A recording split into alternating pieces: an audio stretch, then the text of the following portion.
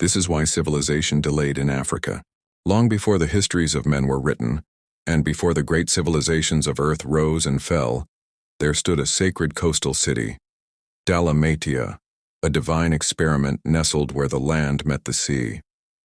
It was not merely a city but a beacon, a place where celestial knowledge touched human soil, and the earliest blueprints of society were sketched by beings from higher realms. To this place came the Dalmatia teachers, 100 in number, dispatched under the leadership of Prince Caligastia to guide primitive humanity.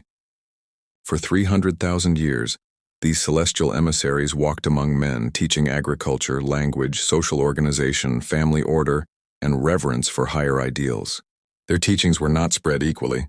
They favored proximity and receptiveness, and the tribes that dwelled nearest to Dalmatia, especially the Blue Men of the North, became the primary beneficiaries. They built early structures of governance, hunted and farmed cooperatively, and fashioned symbols and tools that told the stories of a rising culture. The Red Men, more distant and proud, absorbed only part of these teachings before migrating eastward across the lands that would one day be swallowed by glaciers and oceans.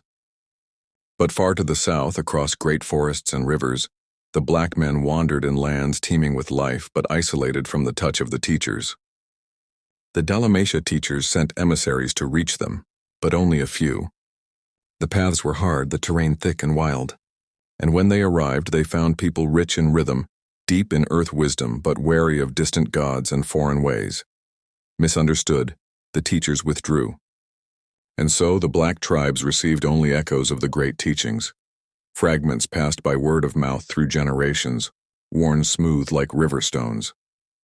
The knowledge that fueled the Blue Man's rise, the organization of clans, the building of roads, the harnessing of fire for purpose beyond survival, never took full root in the southern lands.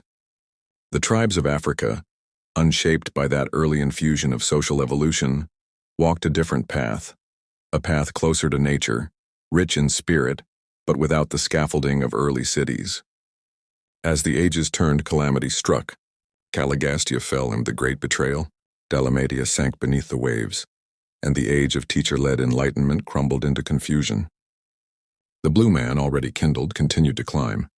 The Red Man, having crossed into a new world, formed great nations of their own.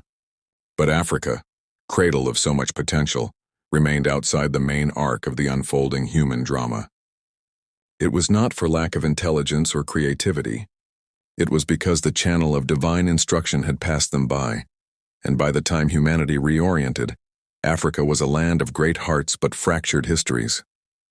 Yet the spirit in those lands remained strong, and in the whispers of the wind and the chants of the griots and the drumbeats echoing across the plains, a deeper wisdom survived, one not rooted in structures or cities, but in soul and song. It was a wisdom that in the times to come would offer healing to a broken world, not through dominance but through memory, rhythm, and the resilience of a people who were left behind by the stars, yet carried the universe in their blood.